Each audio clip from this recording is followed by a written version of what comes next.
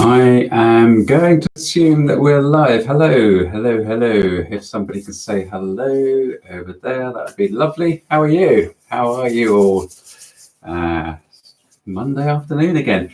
It seems, let's just write something in here. Are we all working?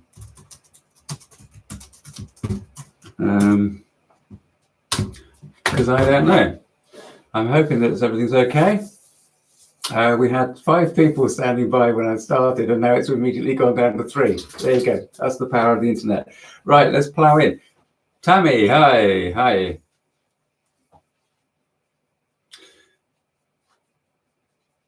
Okay, right. JF, good to see you. David Wood, excellent, great. Hi, Nancy, lovely to see you. Good, Jenny. Nice to see you all there. Tammy, let's come back to that shortly. That's a really interesting one, isn't it?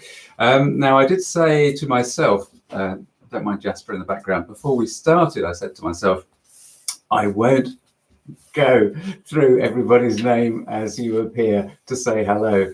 But you know what? It's really difficult. So I'm going to say hello to Mexico and whoever else comes online as they come through. I know it's irritating for those people that are watching these on playback, but you know, it's really difficult to ignore you as you come up and become visible, because it's a very odd process, as any of you that may have done this have tried, because obviously I'm not really aware of you being there, apart from if you put a comment there. That's the only way that I know that anybody is awake. So there we go. Right. Let's just plow on through a few things. We've got a couple of things I want to talk about. Detrimental aspects, detrimental energy, parasitic energy, and Tammy there has got a classic, absolute classic, Tammy. That's amazing. So I'm just going to read that. I would guess, I mean, all of you can see that, but some of you on playback, I know that sometimes the comments don't show up if you're watching it on a recorded session. So Tammy actually says, my neighbor has a son with a drug addiction. They've had flat tires and dead battery issues. I gave her a ride on Friday morning, and within a mile, Tammy had a flat tire and her battery too. Well, the battery light came on, right? So, flat tire and battery light. So, in other words, as soon as this lady got into Tammy's car, more or less as soon as, Tammy had the same issues that the lady had been having with her car. there's a message in there for you both, isn't there, Tammy? So we'll talk through stuff, and Tammy, let's see where that takes you as we go through what we cover today, okay? Because there are issues about what's your relationship with that lady? You were being helpful to her. What's the whole issues about your boundaries and her boundaries? How much are you maybe putting yourself in a situation that actually you don't want to be in? Actually, we don't know. So there are all these sort of things, and we're talking generally this week in terms of detrimental energy, parasitic energy, energy vampires, I guess, would be part of that. And it's just, we need to come at all of this from the perspective that we always cover everything on this channel, which is from the perspective of the observer. Us each being the individual observer. So when we consider, for example, Tammy's situation there, the example there. Hello, Stevie. Good to see you. Then again, I can only assume and obviously do my best to try to get into the energy of what Tammy's talking about there, and therefore think through what might be the situation. What was Tammy feeling? What was her neighbor feeling? But we can only really look at each of these aspects from our own individual perspective. It's all subjective. This is not working with energy in terms of objective reality, if indeed there is such a thing. So look, before we get into all of that, because we've already started 2 minutes in and we're already started, but look, I just want to say a couple of things. One thing is that it feels like we haven't done one of these for months and months and months, but it's only 2 weeks. And that to me just blows my mind, because I feel that so much has happened in the last 2 weeks. And I don't know about you guys, whether you feel the same. Hi, Full Monty, you made it. And Kimberly, good to see you. And so much is going on. And time is just running away with us, really running away with us. And I don't know why. So we might even touch on that today, mightn't we? We might find out something there. So look, you know what we're going to talk about today. And I just wanted to say that some of the stuff that I've been putting together, I have to look at my notes because I always forget to say these things. If any of you haven't signed up to the mailing list on my website, www.knightsrose.com, go over there, sign up to the mailing list, because I'm going to get back into using the mailing list more regularly. I've really let it slide over this last year. Some of you that have been with me a bit longer than others have been would be aware that I used to do regular weekly blogs under the title of Butterfly 88. That was kind of about the idea of small little intentions out there can grow and magnify and have bigger effects. So butterfly effect, really. But it also linked back through to dear old Hamish Miller. But I want to get back to doing some more of that. I can't promise that they'll be each week, but if you like some of the stuff that we talk about, but in text form, sign up to the website and we can get that all moving again. The other thing is that I am working on, hello, John McElroy, good for you. Good to see you there. I am working on these courses. I'm going to do a short one to start with on Dowsing, so that'll be out. And then the longer one on the house healing. There really is a course coming out. It's just, I really apologize for taking so long. I can't believe it. It's soon going to be a year since I first mentioned it. But I know that some of you are working with some of you on a one-to-one basis on the mentoring, and that's great. That's quite unstructured sort of form, but we do get through the content, and that works well. The online course, when I do it, I suspect it's going to be a different kind of one-to-one setup. So I'm not quite sure what's going to happen with that as yet. I'm working on 2 books as well. I said one, didn't I, before? But last weekend I attended a writer's workshop run by Hay House, which was really, really interesting and incredibly inspiring. And actually what I want to do, because I realized that one of the things I don't do for you guys is to actually go back some years. And what I'm going to do is to pull out some of the channelings that I had from Merlin in the early days, and actually because we constantly refer to him and refer to these channelings. I'm going to put them out in an ebook. It'll only be $1.99 or something, so it's not like a big deal. But I'm going to do that first while I'm working on the bigger book, right? Which will be a sort of companion to Spirit and Earth. It'll be, but more about the house healing and the direct relationship between mindfulness, meditation, and all of the stuff we talk about here. So I want to try and get it all compacted, and it'll be the story about, of course, Spirit of Place, right? So, yeah, I think so, JF. I think I think Merlin's got a lot to say, and I have gathered the folders together, the files together, and so I'm actually quite excited about getting that done quick and short and sharp and get it out there.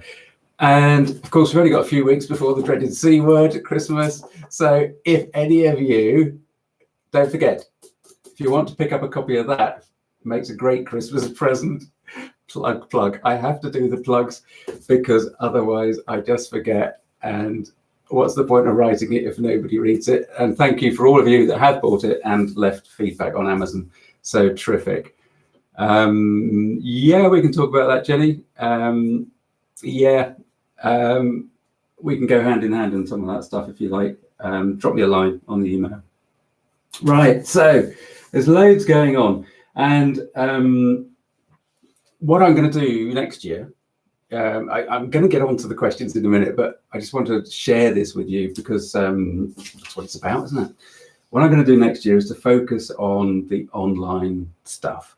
So I'm only running 2 workshops next year. That's what I've decided. I'm going to keep the real world stuff right down, focus on the online material to really get that going. So I hope that you'll, find that exciting, and I want to commit to it. I want to get it done.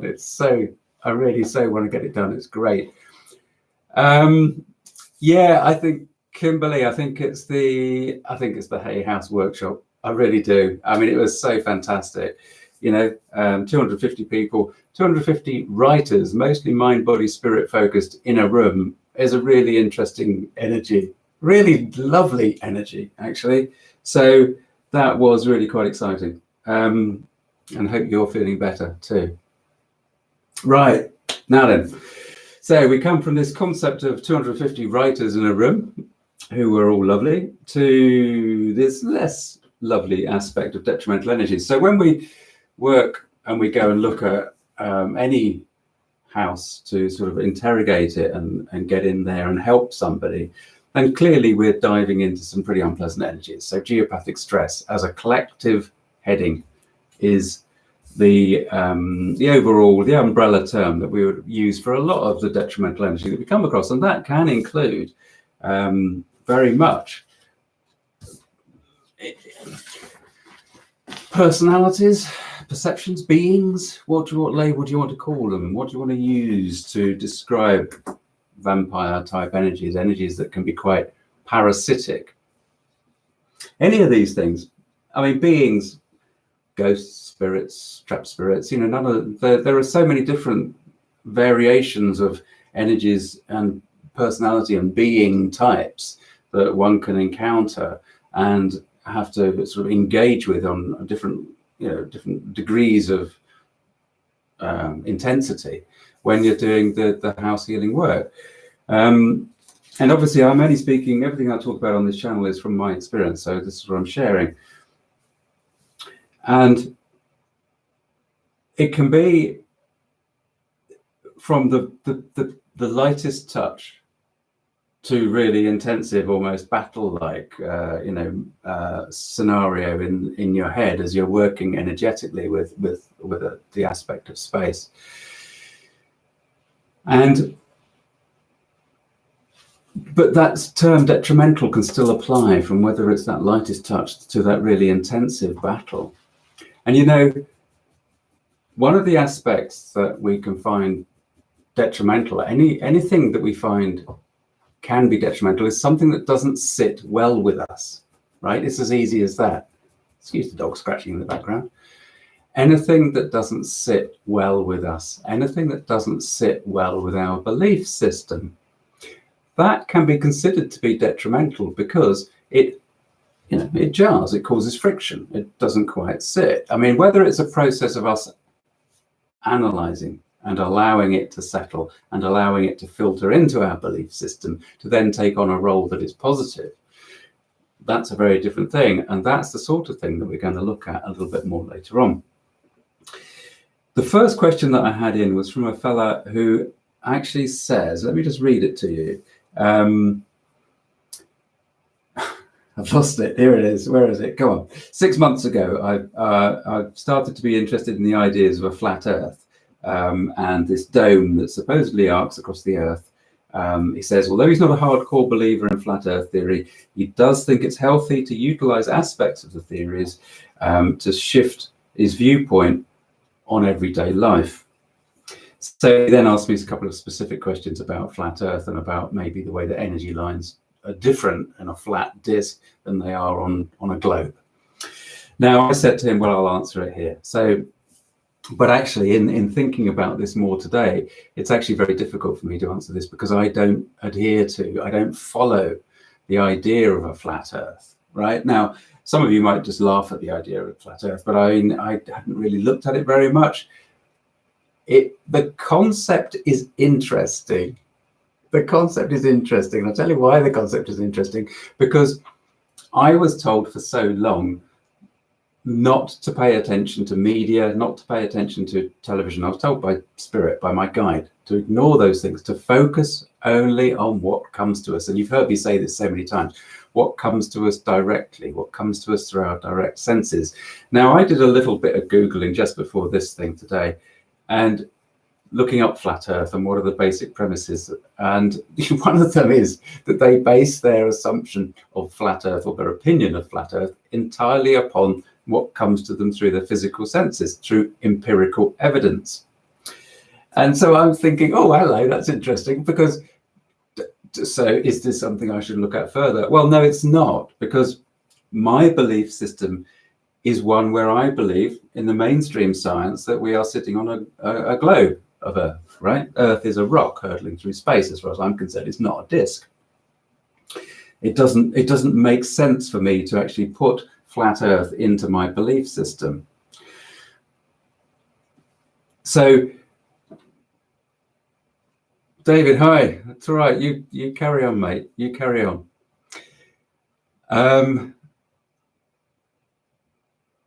Yeah, we'll talk about lower animal life forms in a minute. That's great. Cheers, Jeff.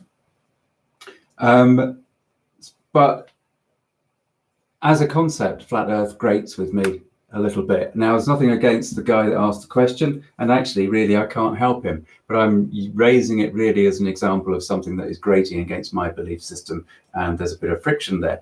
Now, we cannot dismiss at any time all the things, all the frictions that exist in life as being a human being. It is not possible. And life exists and circumstance exists to actually create friction, because from friction there is an innate energy, a movement, a progress, a change. We live in a world that is defined by its linear time frame, so therefore friction has to be a part of that existence in this realm, right? So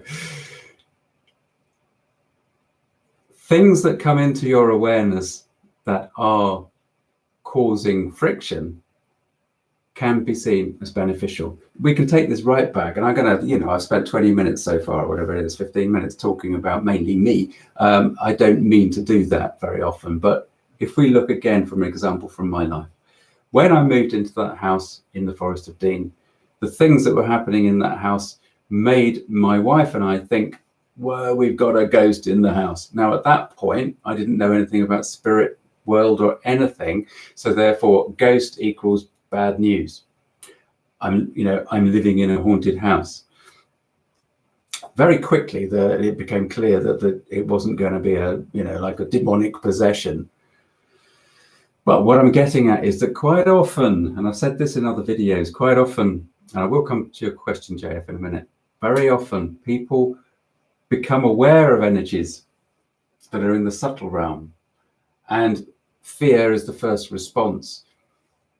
But so often it's not about, it's a fear instinct, it's a fear reaction, it's just the knee-jerk reaction.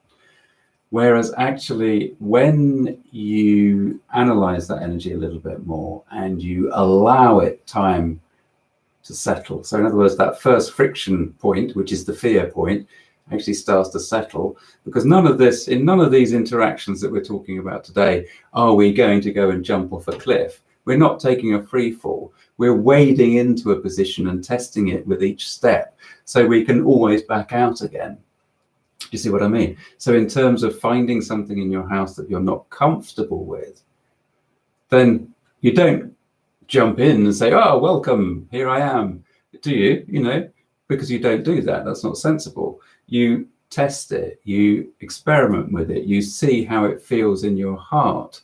And each of these interactions, each time you access this energy, is a step forward. Or if it feels bloody horrible, then you take a step back, you close it off, and you do whatever you have to do to get that particular energy out of your awareness. Out of your awareness. It doesn't matter whether it's in the house or somewhere else, it's out of your awareness. So, Kimberly, you asked a direct question. Can negative entities manipulate energy to fool you that it is a non-threatening positive energy? I'm wondering how much they can fool us, says Kimberly. And, that's the crux of it, really. I think once, when a person starts, well, I know, Kimberly, you're not at a start. Hi, Nick, good to see you.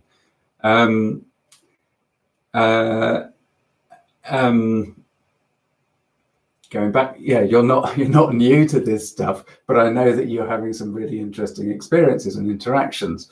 And of course, what's happening in your life, I mean, I won't share that at this point, but I know that what's happening in your life elsewhere is a big deal. It's heavy stuff, right? So what you've got is a combination of things, and what you don't want to have is more heavy stuff going on, more detrimental energy coming into your subtle awareness, right?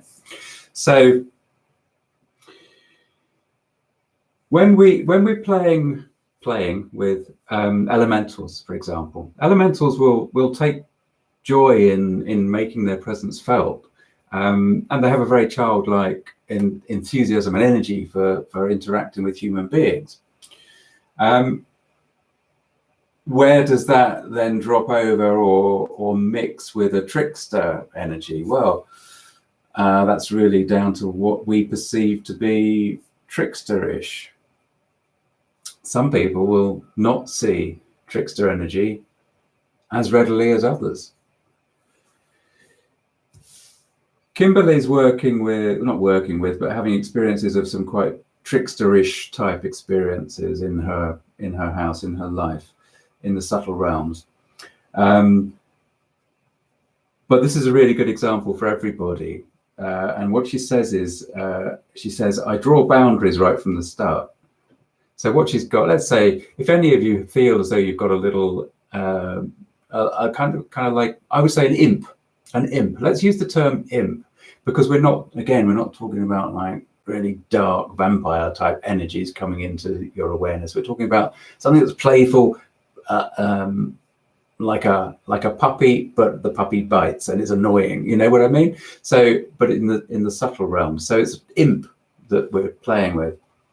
So what Kimberly does is she says, I draw boundaries right from the start. I say right off in a firm voice that if this is not communication from someone who is here for my highest good, they are not welcome and they need to leave right now. They do not have permission to interact with my environment or energy field or anyone in the house.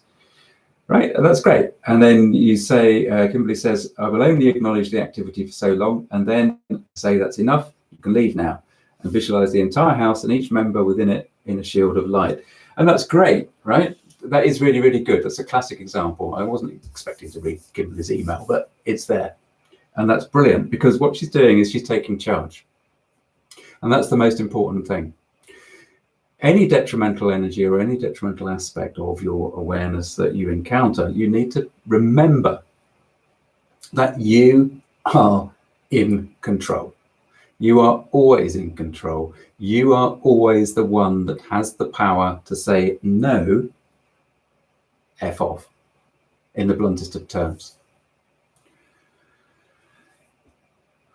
It is exactly like that, because if you don't have the power, if you just simply run scared, you're adding your fear energy, which is a low vibrational energy, to the circumstance. And if it's possible that they can pick up on that and use that to get even stronger in that sense. But B, you're just denying your own place in the universe, apart from anything else. You're denying your own responsibility to be in control.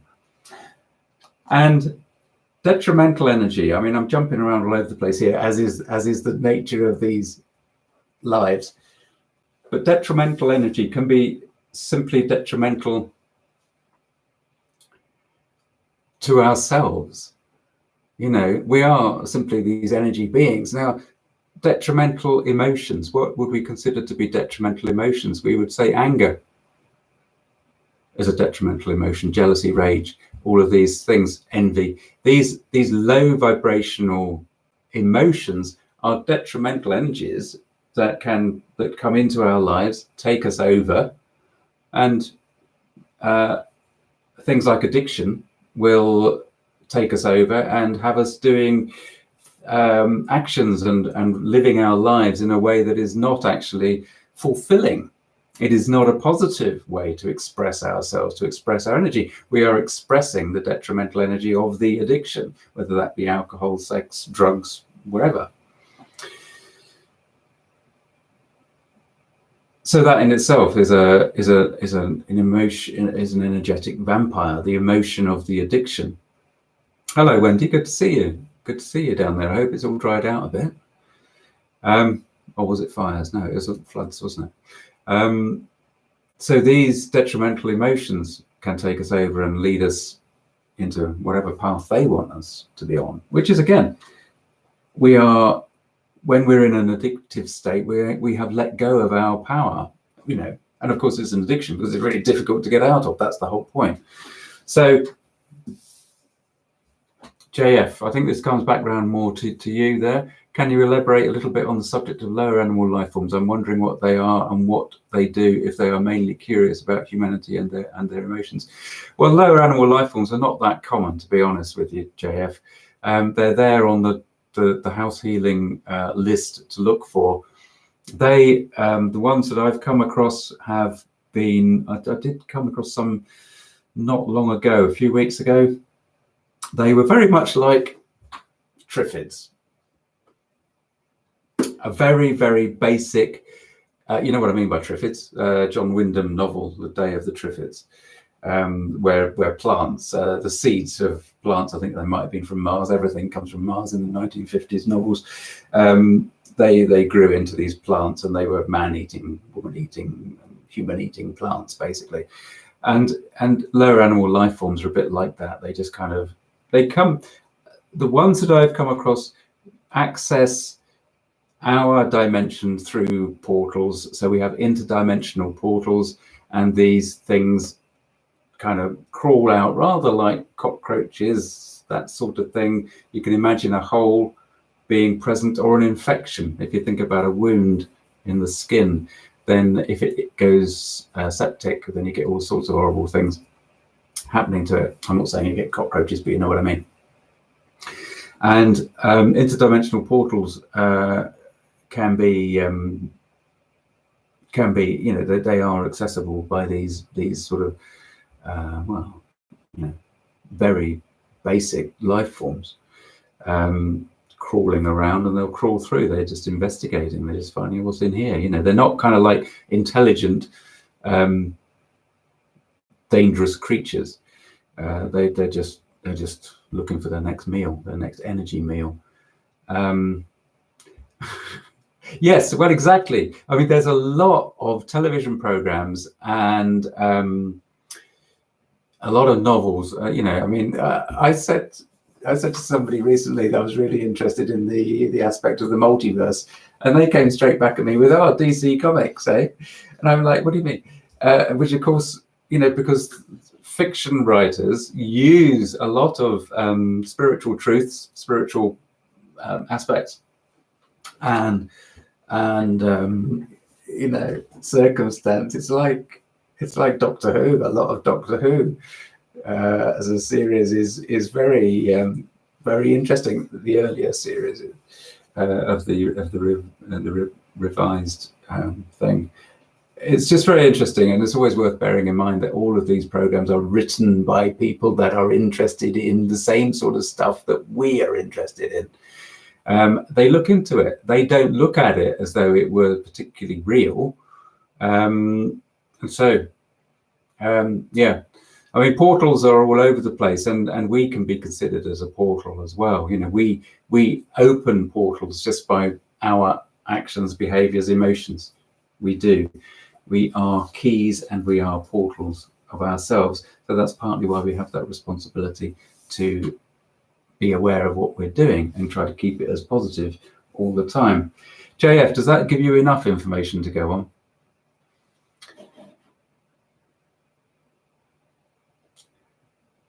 I wouldn't worry too. I'm going to show that, Lady Hayes. That's okay. That's great. So black shadows, yeah. Now, don't worry too much about that. There are a lot of people that see the black figures, black shapes, and the immediate response is to get freaked out by them. I think what you'll find is that actually I've never come across anybody that has had trouble with black figures. Quite often they're just, they do move quite fast sometimes, And okay, Tom, I'll come to yours in a sec. One of the reasons that they're black is because they're simply not quite in our dimension, literally, with photons and stuff, right? So, I mean, sunlight being photons, so it's light. So everything that we see, are aware of, is reflecting photons. They are on a slightly different dimension because I mean, most of them are deceased, which is fine. I mean, they're not aware in our dimension. We call this life because this is what we experience when we're human beings. When we pass over and step into the next dimension, we're not, we're aware, but we're not in this dimension. So black figures, don't worry too much. If your children are getting scared by them because the black figures are interacting with them, well, that's a slightly different thing. But I've never come across any circumstance, I'm just trying to think back, where those figures actually do interact with us in this dimension. Okay, if they do start doing that, just let me know. You know where to find me. That's all right, Billy. Good to see you. Okay, so let me just finish off on the black figures. When things were happening in the house that we moved into all those years ago in the Forest of Dean in Britain, I used to see dark figures out the corner of my eye. And again, they never actually interacted with us. Most of the energies that we find in the subtle realms, they are not predatory. They are simply there doing their own thing. And a lot of the time, I think it's fair to say, they're not even aware of our dimension. They're just doing their own thing. It's just that our perceptions shift, and they shift enough to witness the edges of the other dimensions. Okay, so most of the time, there's not actually anything to be worried about.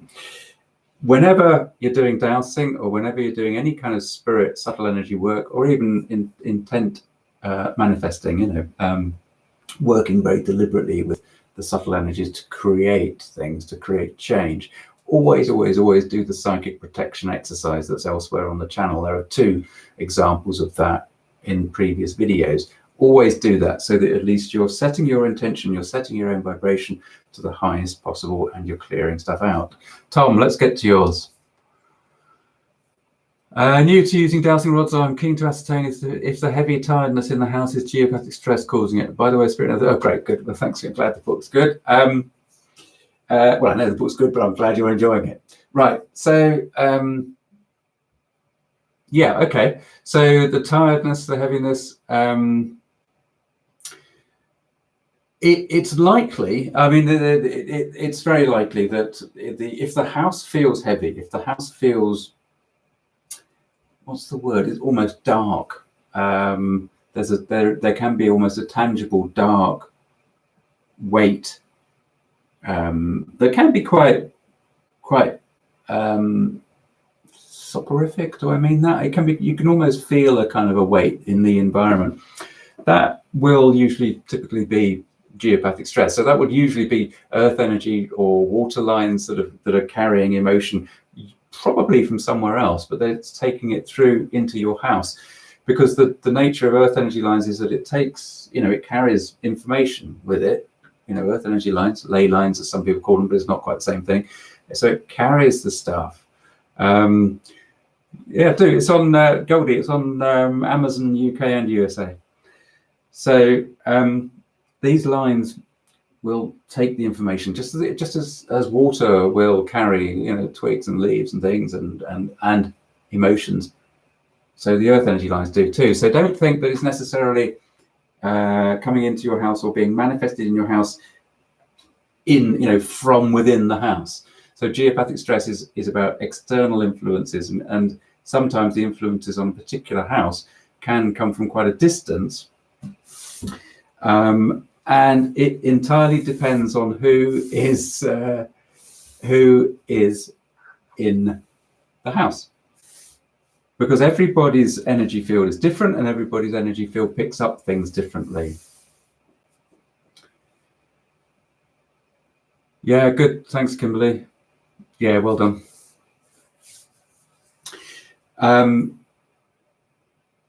Yes, don't expect that. Sorry, I've lost your name. Tom.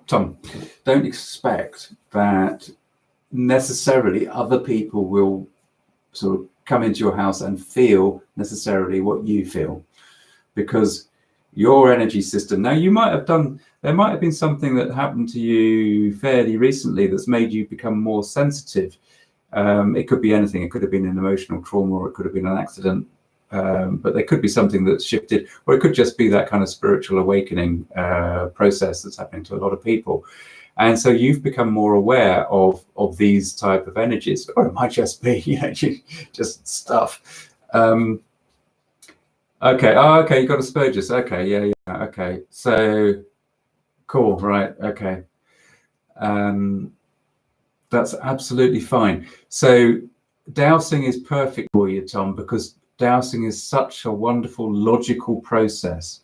And I knew somebody years ago with Asperger's, a really talented video editor, and he started getting into dowsing, and I taught him to dowse while we were editing together once.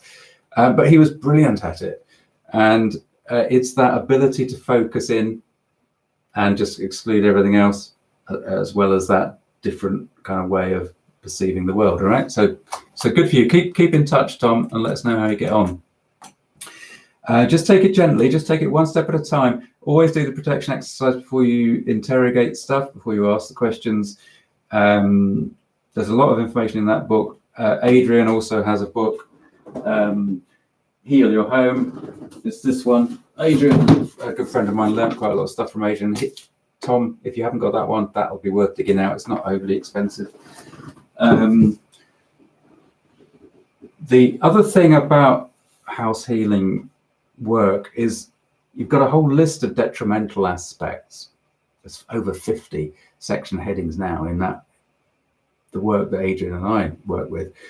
But one of the things that I'm working with my mentoring clients is that we're moving into the stage where we actually ask for specific energy lines, for example, and Kimberly will talk about this when we next meet. You can douse a space. Now, Tom, this is relevant to you, so hang on in there for a sec. You can douse a space, and you can go through the checklist of 50 things, and you're going to get a whole wodge of things that are showing up as detrimental. And you can do the healing on them and rebalancing on them. You can ask upstairs to do that. We just sit as observer in that role, don't forget. But what you can also do is to ask to be shown, once you've done all that stuff, specific things that can be adjusted in order to make a specific change. Now, what I'm saying by that is I don't mean, that you sit there and say, "Whoa, I'd love a vintage E-type Jaguar in red with really lovely spoked wheels, classic 1960s, 69 or whatever." You don't do that. What I'm saying is that if you want to change the energy of a space, then you can work with upstairs and ask to be shown what on the floor plan that you're working with, that you're dowsing with in the classic house healing sense, what aspects need to be tweaked. So it's like keyhole surgery now, but you're always doing absolutely everything in alignment with divine will. Absolutely everything. And I'll say this every week and in every video that I do. Everything that we do in the healing and the rebalancing and the work that we do for other people is always done in alignment with divine will, because otherwise you're just simply stepping into magic. And that's not a place to be, because that magic can work from ego. And then you get into your whole individual detrimental circle and cycle of your own. And that is not a great place to start wandering into. Some people like it, and that's where they go. What we deal with is not that, right? Everything that we do here is about being in alignment with divine will. And that's the energy that we're using and asking to come through into this space that we're working with. Okay. And there's the other one, Billy, if you want to be as helpful as that. Don't forget that one, the Handbook for Modern Holistic Living. As a pair of books, they're actually terrific, but then I'm biased. So, Spirit and Earth, ISBN 9780995755505. Pause that and play it back a couple of times. Okay. Yeah, well, exactly. Merlin, you see, obviously Merlin, the magician. So Merlin is an archetype, and he's an enigma, but he is regarded. I regard him as when I address him, I ask him to come forward in the healing mode as Holy Ascended Master Merlin, that I know as Merthin, because that's the name that I refer to him as. But he was also once incarnate as Saint Germain. So I tend to include all those three aspects of his energy. And what he's doing is really, he's representative, he's symbolic of change, of the power of that magical essence. The fine line between what's the label that's magic, what's the label that's healing, it's about an aspect of the human being and working with the whole human. But what I'm trying to make clear is that if we are not careful and if we are not aware, then if we start to do this work from the point of ego, then that's where we can get into quite a nasty detrimental cycle of our own. Whereas what the house healing work does, and I was talking to somebody about this on Friday, is that actually you have to leave the ego at the door. And half the time the clients aren't even in a situation where they recognize that the house healing influence appears to have done some good for them. They see that things change in their life, but they don't make the connection between the fact that, oh, I've had a house healer involved. So how can I say, well, it might have been this? Well, I can't say for sure. And that's the bizarre nature, David, of house healing work. And it is part of that leaving the ego at the door, because the reason that we want to get the credit for change and helping somebody is A, so that we know we're on the right path, B, so that we can feel good, C, so that we can do it again, whereas actually we don't need any of those things really. If the person is happy, if the person has change that's been affected in their life, then that's the main thing, that's the point of the interaction.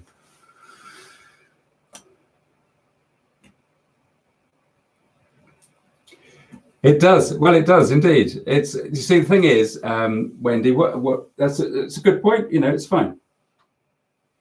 That's great. Thanks, Mexico. One of the really interesting things that I was going to come to was that I was reading in New Scientist just this week about the fact that ecologists working with animals, endangered species, they've realized that parasites, so the detrimental energies that live within or on some of the endangered species, are essential to the survival of the endangered species.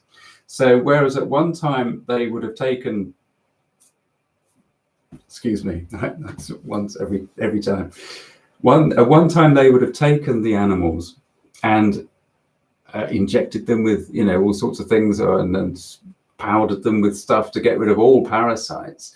Now they don't do that. They assess the balance of parasite on the animal, and this is a new way that they're looking at the value of parasites. Now, if we turn that round to what we are dealing with, it comes right back to what we said at the beginning, and you weren't there right at the beginning, Wendy, but right at the beginning we said that friction is essential within our dimension, and the detrimental aspects that we encounter provide part of that friction. And parasites, if we relate that analogy of the parasitic life forms on animals, then actually a lot of the detrimental energy that we can come across is is similar to the role of the parasite within an animal species. Now, what do I mean by that? Do I mean that we accept detrimental energy? Well, in a way, we have to accept detrimental energy. We have to accept that detrimental energy exists because it is part of that balance. You know, it goes right back to the classic old yin and yang. This is nothing new. For each of us, at each moment, it is about us trying to find the balance in that moment. If we are out of balance, then this is where we get things like addictions and those heavy, damaging, dangerous energies that can cause so much harm, not only in one lifetime, but echo through the others as well. What we can't do is try to banish all detrimental energy, because, as you say, Wendy, as soon as you start to work in one space, there's a finite amount of energy and it goes somewhere else. When we're working with the house healing and removing detrimental energy, what we do is we ask for it to be taken away to the light, to be processed for the good of the universe in the future as appropriate. So we're kind of giving that the onus of processing, of recycling, of deciding where that energy is going to go, of how it reforms over to the management, which is, as far as I'm concerned, where it should be. It also takes it out of this dimension, and we hope that what comes in is a more positive vibration.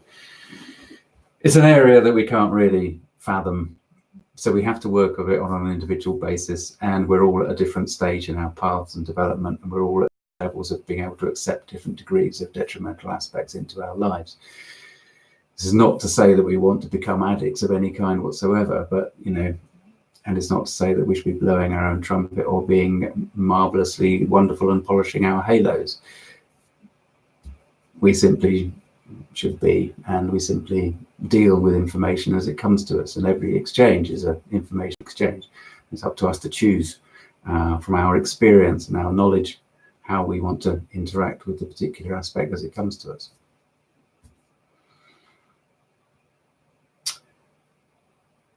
Okay.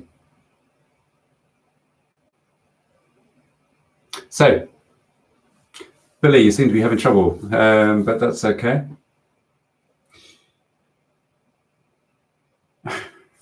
See more ads than me. Right. Okay. Any other particular questions, folks? There was one. So, Kimberly, I don't think I've really answered your question. How much can these detrimental aspects fool us? Well, I think the real answer to that particular question is, why do they want to fool us? What are they trying to achieve by fooling us? What's the purpose of fooling us? You know, so therefore, when I said that it's our relationship with any detrimental energy that we encounter is one of stepping forward and testing the water and seeing how it feels in our heart, but just testing and seeing what happens. What's the purpose? Why does it want to trick us? Does it want us to believe that it is a golden, wonderful angel, whereas in fact it's not? It's some kind of demonic, shall we say, presence.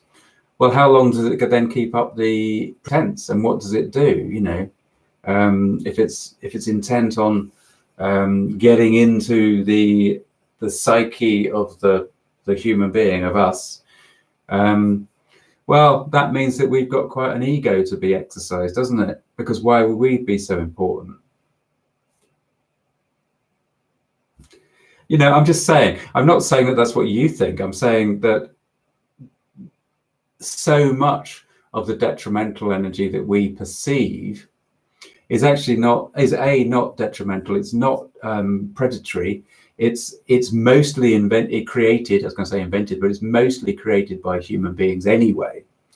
And so the real detrimental energy actually is far more dangerous when it's encountered on the physical level than it is in the subtle levels.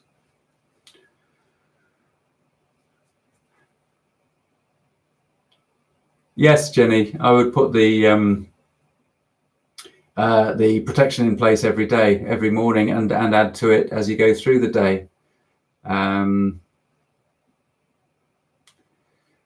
Daily banishing. Well, I would say a daily cleansing, which is, again, go back to that visualization, the chakra visualization matrix.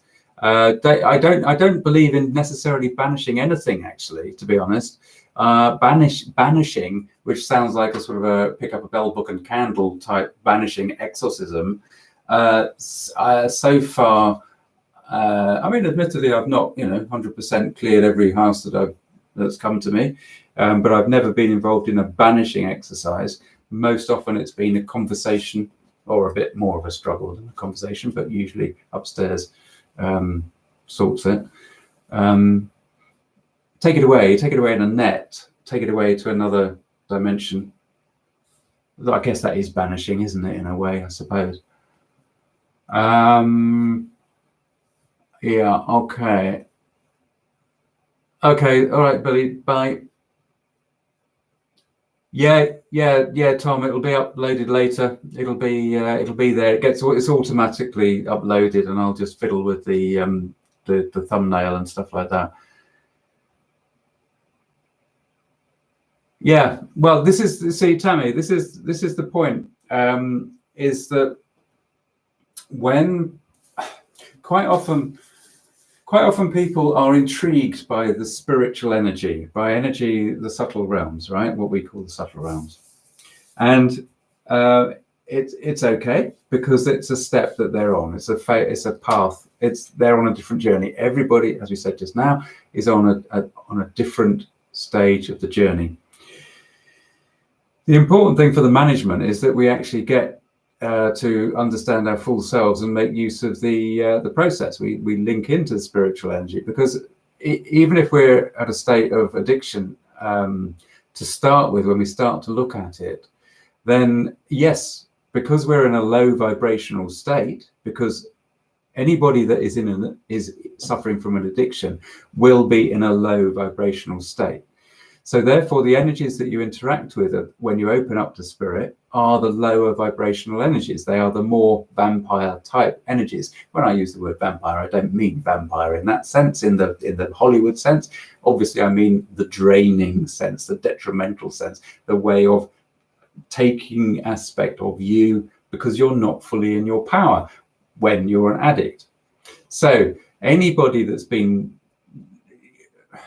addicted to alcohol in any sense, in any sense of the range, will be open to manipulation. Same with drugs. What I would say is, oh, we managed to stay on, Billy. That's good. What I would say is, there are people like dear old Russell Brand. For goodness sake, I mean, there's a character who's gone through some change.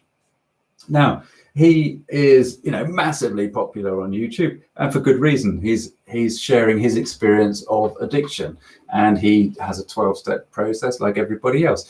The point is, it doesn't matter who you decide, whose process you're going to follow, or you feel is most in alignment with your values and your belief system.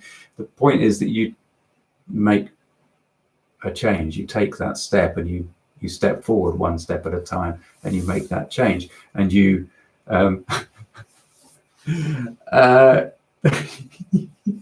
does coffee count, Kimberly? As an addiction. Oh, right, got you. Hello, Memory Bubble, good to see you.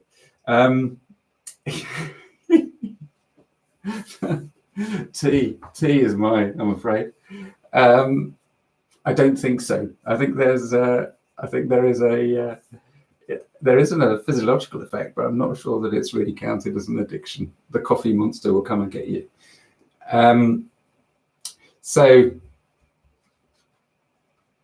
yeah, it doesn't matter whose process you're kind of working with, and you'll find that a lot of the stuff that's in Spirit and Earth, because all we were trying to do in that book was to make spirit energy, subtle energies, very accessible, without having to really kind of, just to cut through all the crap, basically, so that people can get a connection and link in and then start on their journey. That's really what that book was about.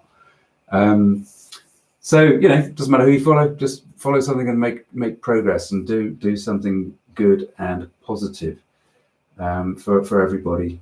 Because the point being that the more you work on yourself, the more you come into contact with people that have a similar vibration. So as you climb the vibration ladder, then everybody that you're encountering is equally on that level, do you see? So this is why they say that spiritual work, actually, that's the way to, one of the ways to change the outside world. You work on yourself because your vibration changes, what you encounter changes. We're not, coming back to the flat earth question, we're not just blobs of matter sitting on a lump of rock hurtling through space. The real essence of being human in this lifetime is the ability to connect to the spiritual energy and to make a difference, a change in your own life. In your own life. That might be reflected by helping other people, but the real change is in your own life. Okay? Tammy, right. Yes, now let's go right back. Let me just quickly look. Tammy's issue. Well, your issue, Tammy, is really the fact that her reality filtered into yours. So what you need to be aware of is actually what I started to say earlier on, which is what you've got there is that you've gone into their bubble, you've gone into their world, right? So your energy is very much overlapping and in vibrational harmony with theirs. It's not a good thing, it's not a bad thing, it's just what it is. So you need to decide how much help or how you help that person, bearing in mind that from a spiritual perspective, that person is a reflection of you. Okay, so I mean, don't make a big meal of it. What's happened is that you've got energetic echoes going on as that person got into your car. What we find is with houses, you can have a house, and let's use the example of poltergeist activity.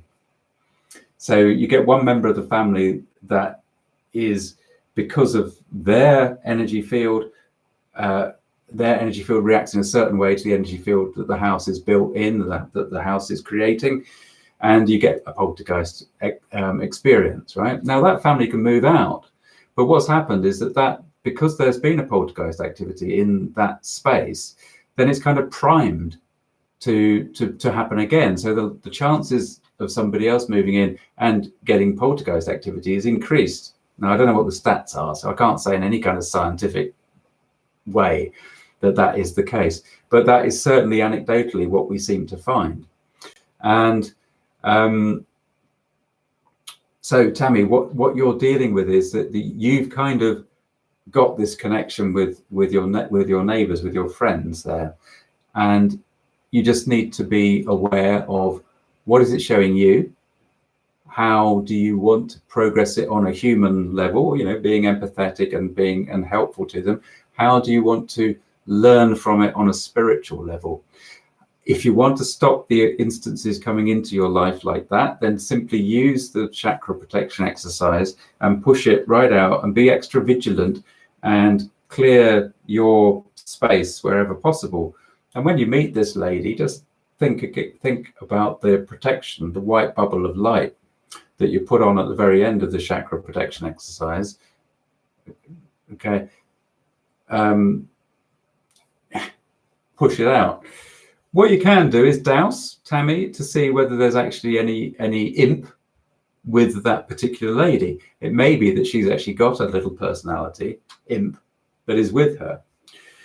Imps also can be labeled as things like thought forms or life forms. And these can be created by an individual. So if an individual is racked with guilt for decades and decades and decades, then that guilt becomes such an intense energy within their energy field that it can take on a life of its own. And that's when it gets to a stage where we call it a life form, because it can actually then depart the auric field of the person who created it and just kind of amble about, a bit like the low animal life forms that we talked about earlier on with JF. So just, Tammy, you can quite safely douse, but just clear yourself out, clear yourself in whatever way. And I believe, Tammy, that you do smudging and stuff like that as well. So do that too. But do the chakra protection exercise, the video that's elsewhere on the channel. Okay? Right? Does some of that make sense for you, Tammy? Let me know. Yeah, that's right, Billy. That's sort of like what it's like. David. Yeah, okay. So, well, what you can do, David, is put a nice white light barrier around your flat, for example, right? Just keep concentrating and working on yourself. And you can ask upstairs to send love and light. And if you've read the book, then we talk about the angelic net of light and love, and you can use that and push that through the flat. But always do so with the best intent, with the highest of the high. You're not trying to adjust people's lives that live next to you. You're trying to just cleanse and take away the detrimental influences that are influencing them, but you're doing so in alignment with divine will. Okay, does that make sense? Well, try it, David, if you see what I mean.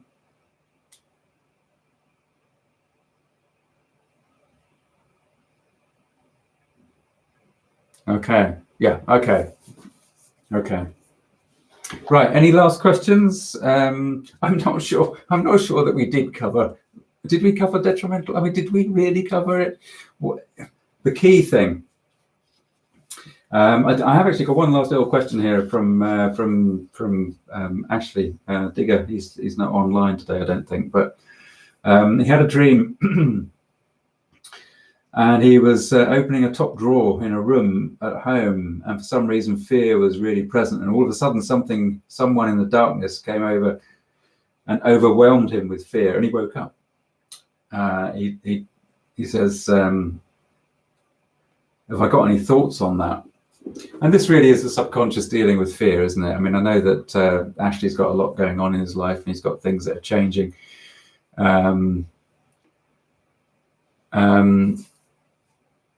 Yeah, for sure, Billy, that's fine.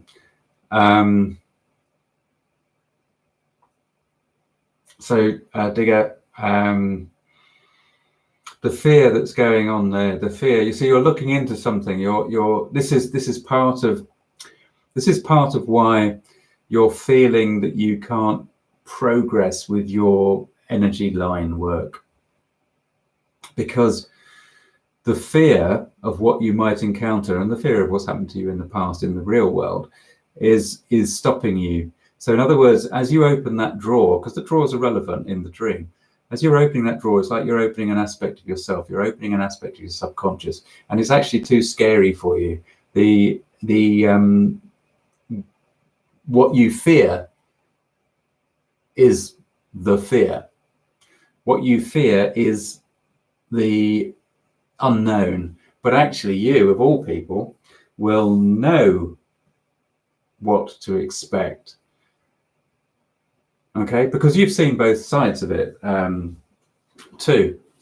You have had some pretty tough times in real world, like a lot of people, but you also have witnessed the work that your father does, and you have the ability, and your sister is incredibly tuned in too. You have these gifts, but what that dream is showing you with that fear comes from you. That is you, and that is your fear of the unknown, and your fear and your reluctance to step into the space that connecting and using your talents would actually give you.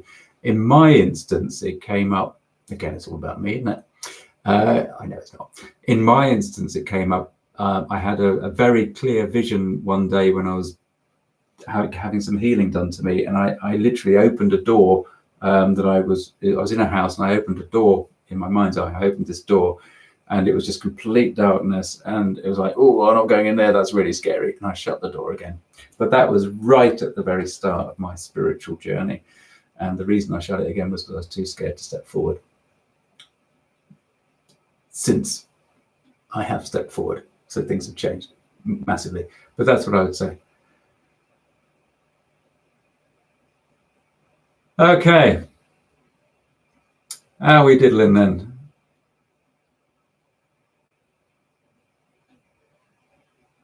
Good, Tom. Well done. Yeah, I saw your comment too. It's nice that you've done it. Okay, any last ones, and then we must go. Really must go. Just over the hour, doesn't matter. But there's any last questions? It's been good to chat, and like I say, it does seem like it's been a long time since we did this, but it is only 2 weeks. We'll be up again next week, same time, and we'll keep going. We've only got a few weeks yet till Christmas, so hopefully that helped, Tammy. Good. Great. Okay, good. Lovely. Soz. Right. Excellent. Am I seeing you next week? Oh, see you next week. Yes, I see what you mean. Good. Cheers, Boykin. Take care. Hope your daughter's good. Thanks, Jenny. Okay, Julie. Nice to know you were there.